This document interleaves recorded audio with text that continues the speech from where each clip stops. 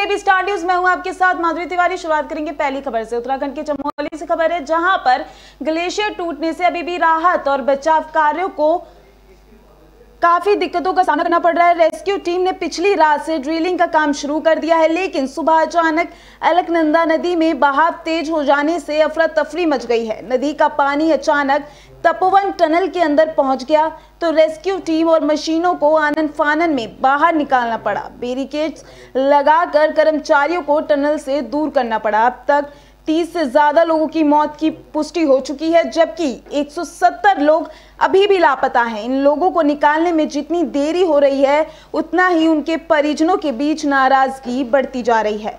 आपको बता दें कि इसी दौरान उत्तराखंड की गवर्नर बेबी रानी मौर्य ने हेलीकॉप्टर से दौरा भी किया। उन्होंने राहत और बचाव के काम का जायजा लिया। राहत और बचाव में देरी से स्थानीय लोगों ने नाराजगी जताई, लेकिन राज्यपाल ने उनको समझाया कि नदी में पानी उफान मारने के कारण देरी हो रही है। बहुत मुश्किलों से चल रहा है अभियान।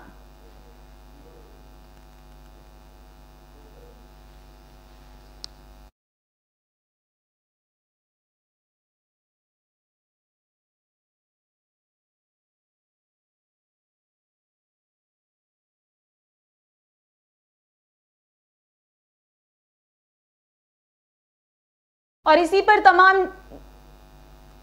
पर तमाम जानकारी के लिए हमारे साथ जुड़ रहे हैं चमोली से संवाददाता प्रेम शर्मा जी। प्रेम जी, मेरा आपसे ये सवाल है कि 170 लोग अभी भी लापता हैं और इसी दौरान उनको बचाने में भी और कितनी देर लगेगी?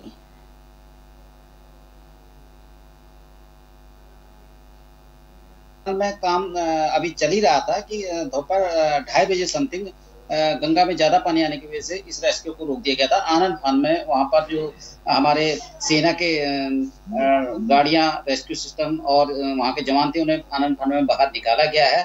लेकिन लगभग 1 घंटे के बाद फिर रेस्क्यू चालू कर दिया गया, क्योंकि पानी का जो बहाव था वो नॉर्मल आ चुका था। अभी टर्नल की बात करें तो टर्नल में जो हमारे अभी 30 से 35 लोग फंसे हैं, उसके लिए एनडीआरएफ और एसडीआरएफ दोनों जो कंबाइंड सेना की जो टीम को कंबाइंड किया गया है रेस्क्यू के लिए, वो दूसरे टनल में जाने के लिए अभी ड्रिलिंग से उन्होंने काम किया था। तो लेकिन ड्रिलिंग में कुछ करते हुए उन्हें दिक्कत आई, जैसे कि लिक्विड पानी वगैरह उसमें आने लगा था।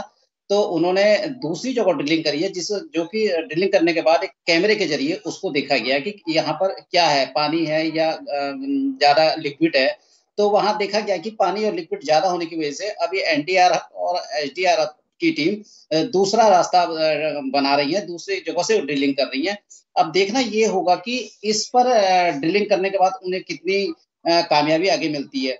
अभी ड्रिलिंग कर रहे हैं वो लोग, और चमोली से के जो अभी 30 से 35 जिंदगी इसको बचाने में जद्दोजहद में लगी हुई है।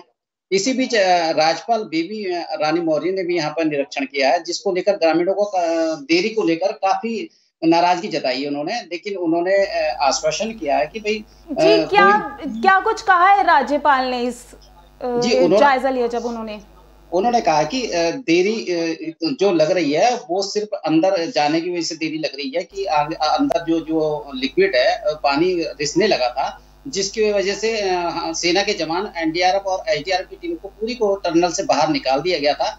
अभी स्थिति में सामान्य हो गई है, तो दोबारा से एनडीआरएफ की टीम और एसडीआरएफ की टीम अंदर टर्मिनल के जा चुकी है और वो दूसरी जगह से अभी ड्रिलिंग कर रही है। और उन्होंने राज्यपाल बेबी मौर्य ने कहा कि आप थोड़ा धैर्य बनाएं, और उन्होंने सीधे सेना को भी आदेश जारी किए हैं कि रेस्क्यू को रोका ना जाए बिल्कुल भी, और जितनी जल्दी हो सके इस रेस्क्यू को अंजाम दिया जाए और 30 से जो 35 जिंदगियां हैं उनको बचाया जा सके।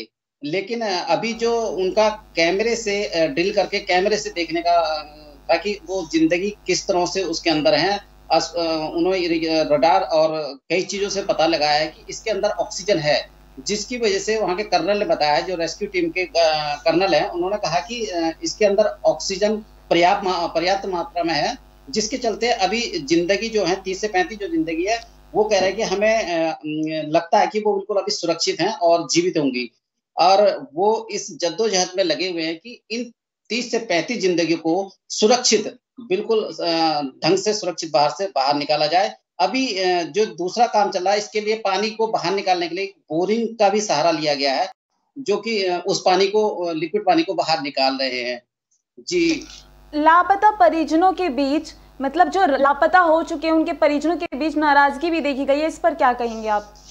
जी बिल्कुल, नाराजगी देखी गई है, लेकिन हेलीकॉप्टर से, अभी सेना का एक हेलीकॉप्टर है जो कि हेलीकॉप्टर से नीचे रडार बांधकर वो जहां जहां दलदल हैं उसका पता लगा रहे हैं कि यहाँ पर कितने दलदल हैं, और उन दलदलों के हिसाब को देखकर ही रडार के जरिए वहां पर जो एसडीआरएफ और एनडीआरएफ की टीम के जो सेना के जवान हैं उनको भेजा जा रहा है, क्योंकि सेना के जवानों को अगर बिना पता लगाए अगर कहीं ऐसी जगह भेजते हैं तो हो सकता है कि हमारे सेना के जवान भी उस दलदल में फंस जाएं। इसी को लेकर सेना के जो हेलीकॉप्टर है उसमें विशेष रडार लगाया गया है जो कि उस नदी का मुआयना कर रहा है, और उन सेना के जवानों को भी उस पर लगाया गया है। और वहीं कर्नल का कहना है कि आप सेना का साथ दें, धैर्य बना के रखें, और हम जितनी जल्दी होगा इस रेस्क्यू को अंजाम देंगे। जी। रेस्क्यू टीम को क्या क्या मुसीबतों का सामना करना पड़ रहा है, क्या क्या दिक्कतें आ रही हैं उनके बीच?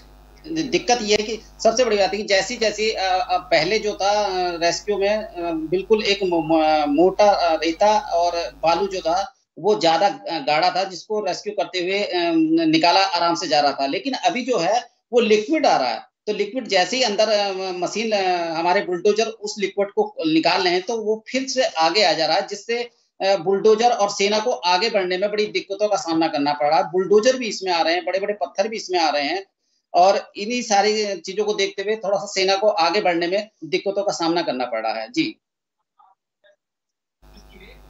जी, बहुत बहुत धन्यवाद आपका। रुक करते हैं अगली खबर की ओर। प्रियंका गांधी प्रयागराज पहुंची है। मौनी अमावस्या के मौके पर प्रियंका गांधी प्रयागराज पहुंची है, जहां पर उन्होंने पवित्र संगम में डुबकी लगाई है। कांग्रेस की राष्ट्रीय महासचिव प्रियंका गांधी वाड्रा भी मौनी अमावस्या स्नान पर संगम तट पर पहुंचकर नाव से उस पार गई और संगम में डुबकी लगाई और पूजन किया। प्रियंका गांधी वाड्रा खुद ही नाव चलाते हुए घाट पर पहुंची और नाविक को 2000 रुपए दिए। संगम तट पर स्नान करने पहुंची प्रियंका गांधी अचानक सुरक्षा घेरा तोड़कर भीड़ के बीच घुस गई। भीड़ में से एक युवती ने जब उनको आवाज दी तो प्रियंका गांधी उनके पास ही पहुंच गई और बातचीत करते हुए अपनी गाड़ी तक ले आई। स्नान के बाद प्रियंका मनकामेश्वर मंदिर पहुंची और दर्शन पूजन के बाद वहीं भोजन भी किया। उनके खाने से पहले फूड इंस्पेक्टर ने भोजन की जांच परख भी की। इसके बाद प्रियंका शंकराचार्य स्वामी स्वरूप नंद सरस्वती से भी मिली। शंकराचार्य के बाद कहा कि संगम में डुबकी लगाकर प्रियंका ने बाजी मार ली है। मोदी भागवत अभी तक नहीं पहुंचे हैं। गुरुवार सुबह 11:40 पर प्रियंका प्रयागराज के आनंद भवन पहुंची, जहां जुटी भीड़ और कांग्रेसी नेताओं ने उनका जोरदार स्वागत किया। उनके साथ उनकी बेटी भी थी। आनंद भवन पहुंचकर प्रियंका ने अपनी परदादा और देश के प्रथम प्रधानमंत्री पंडित जवाहरलाल नेहरू के अस्थि स्थल पर पुष्प अर्पित कर उन्हें याद किया है। इसके बाद वो अनाथ बच्चियों से भी मिली, काफी देर तक उनसे बात करती रही। माँ गंगा से क्या आशीर्वाद मांगा? वो माँ गंगा और मेरे बीच है, जो गंगा अपने दिल में रखूंगी। अच्छा, किस तरह का अनुभव था गंगा में संगम स्नान किया आपने? नहीं, आज यहाँ आकर बहुत खुशी हुई।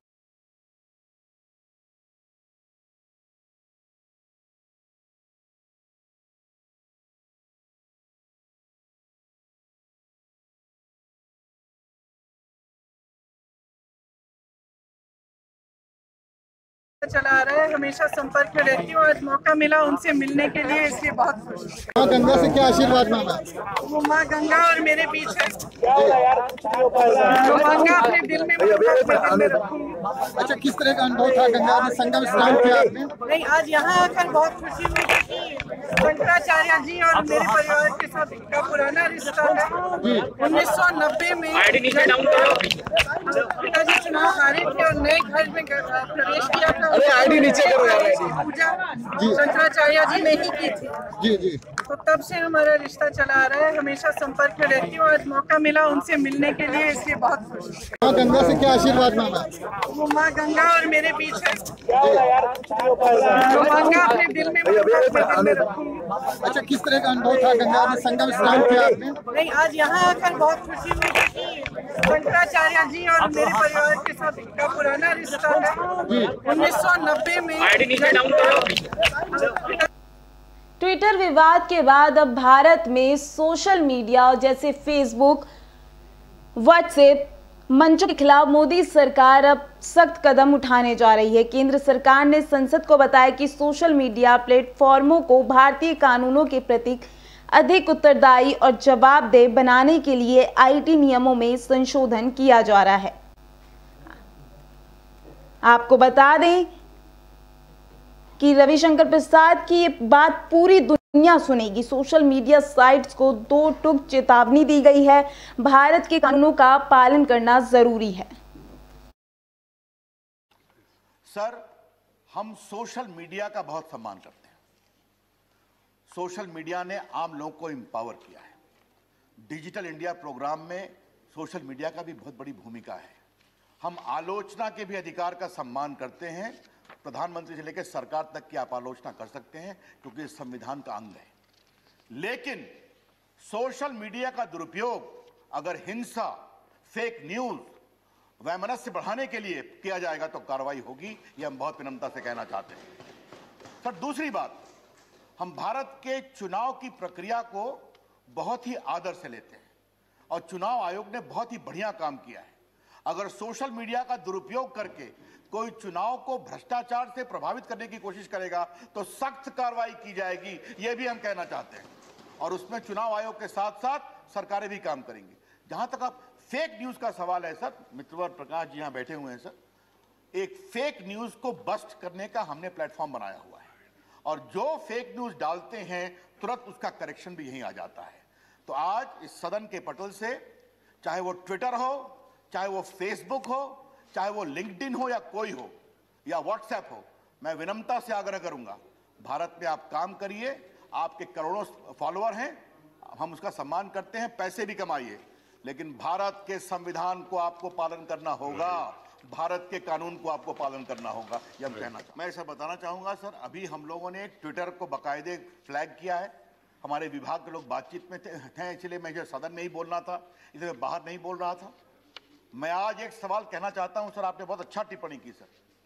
ऐसा क्या है सर कि मुंबई, वॉशिंगटन के कैपिटल हिल पर जब रैंसैकिंग होती है, पुलिस को कार्रवाई करना पड़ता है, तो कुछ ये माइक्रो ब्लॉगिंग कंपनियां उसके साथ खड़ी हो जाती हैं, और जब यहां पर लाल किले पर हमला होता है जो भारत की गरिमा का प्रतीक है, तो उसके विरोध में खड़ी हो जाती हैं। ये डबल स्टैंडर्ड नहीं चलेगा, ये सारी कंपनियां जान लें। हम भारत के संविधान में फ्रीडम ऑफ स्पीच है, लेकिन 19(2) में यह भी लिखा हुआ है, it is subject to reasonable restriction because of sovereignty integrity of India.